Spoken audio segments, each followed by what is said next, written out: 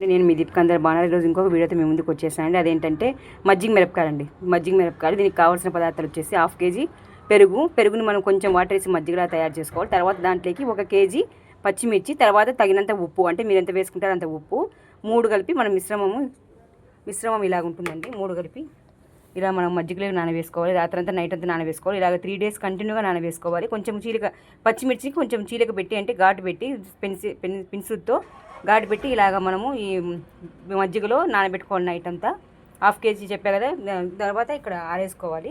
ఇట్లా ఆరేసుకున్నాక ఇది ఇలాగ మనము 3 డేస్ కంటిన్యూగా ఆరేసుకోవాలి. ఇలాగ మనకు మజ్జిగ అంతా పట్టేసి ఇలా తెల్లగా తయారవుతాయండి. చాలా చాలా బాగుంటాయి టేస్ట్. మనకు అన్నంలోకి తినడానికైనా కానీ, అన్నం సాంబారు, అన్నం పప్పు, ఇంకా చట్నీలు ఏవైనా కానీ ఏ దాంట్లోకైనా మనము బాగా నంచుకొని తినొచ్చండి. అంటే చాలా చాలా సూపర్ టేస్ట్. బయట కానీ మార్కెట్లో దొరుకుతుంది కానీ, కాకపోతే అంత అది చాలా ఉప్పు ఎక్కువగా ఉంటుందండి.